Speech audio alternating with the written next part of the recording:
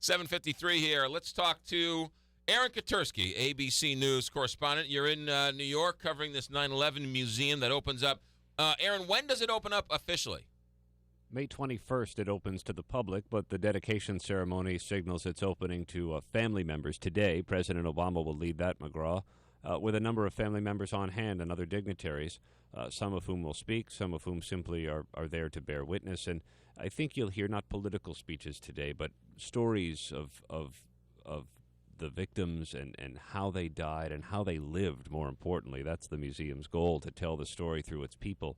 And I think that'll be reflected in some of the remarks today. You can't do anything with this 9/11 precious site without some controversy. What's the controversy today about this? Well, there are a number of controversies, and to be sure, they are by a vast minority of family members. And you're quite right. The whole place has been laden with emotion and controversy.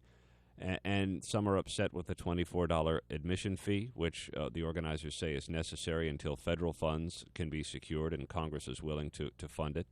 Some are upset with the repository where human remains are now being kept after they were moved from the medical examiner's office. Some are upset with the way Muslims are portrayed and think the al-Qaeda history video paints with too broad a brush. But as the chairman, former Mayor Mike Bloomberg, said, at some point you just make a decision and stick with it. Yeah. Have you seen it? It sounds like you've seen some of it. I was down for a whole tour yesterday. It's intense and overwhelming, and it begins right away when you're confronted with voices telling you where they were on 9/11. It was such a shared experience for many, and so it instantly takes you back to that day as you begin a long descent to the very bedrock that supported the Twin Towers, a long series of ramps, and at every turn you're confronted with a new artifact, a giant steel beam bent from impact with Flight 11, the original slurry wall that holds back the Hudson River, the scope of the original footprints of the Twin Towers, the mangled fire truck, the antenna that came crashing down when the towers collapsed, the elevator motor that is bigger than four of us put together that was recovered, and then the smaller artifacts, the shoes still caked in dust, a clock frozen in time, the ID cards of people who worked in the building that were scavenged from the debris, missing posters projected on the wall that evoke the desperation of so many families in the weeks after the attacks. Where is it exactly? Is it underneath the current tower and the reflecting walls? Yeah, it's beneath the 7 stories below ground, and it's built around the original footprints of the Twin Towers, which are the reflecting pools.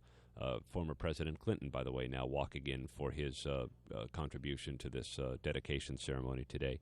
And you see from the original footprints the steel box columns that snapped off when the towers collapsed. So the architecture is itself an artifact that contains all of these other things.